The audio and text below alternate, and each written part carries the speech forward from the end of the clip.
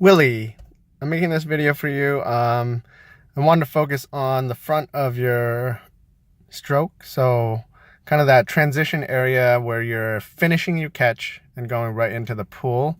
So I have a couple guys behind you that I'm going to kind of use as an example. So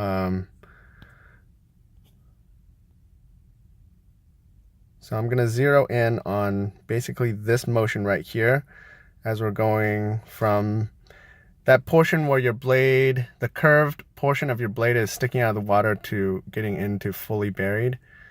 Let me zoom in right here first.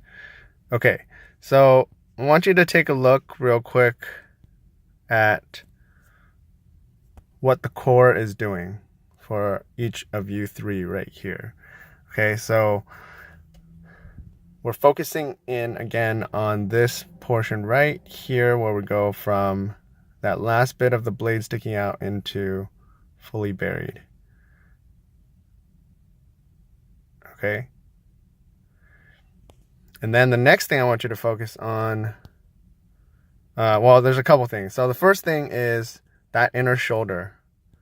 Okay, the inner shoulder getting engaged as you're going into that final part of your catch. Okay, so if we look at Newton and Joe behind you, okay, you can see that their inner shoulder is starting to apply pressure by derotating forward a little bit. Okay, and if we compare what's going on, let me take those red circles away.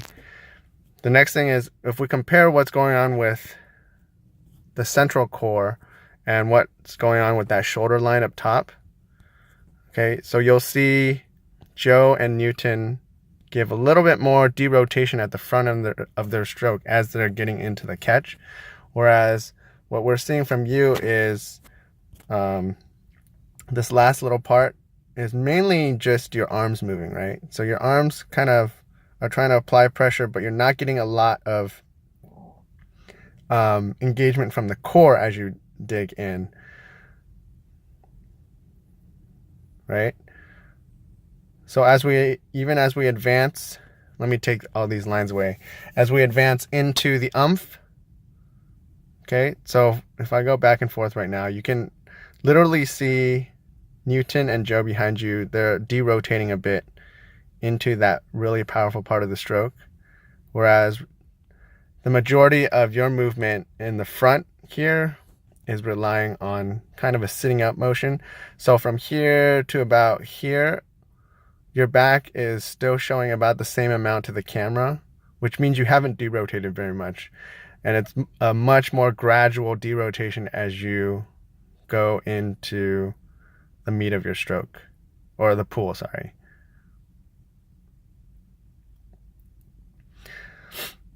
So if you remember what I talked about with that force curve, the way to really generate a lot of power in the front of your stroke is to also front load some of that derotation happening in the front. Okay. So I'm going to go back to this area again. Okay. So just spend a little time looking at what Joe's body is doing, what Newton's body is doing, and then the difference with what your body is doing. Okay, so if we go back and forth here, right, you can see that their body derotates a little bit more aggressively than yours. And actually, if you look back at Tony as well, I know that the sun's glare is kind of crappy right at this particular instance of the video, but you should be able to see this in some of the other videos as well. I think one of the aspects of this is, another aspect of this is it looks almost like you're leaned out a little bit too far. So I would say you're, at least based on what I'm seeing here, your body's a little bit hyperextended.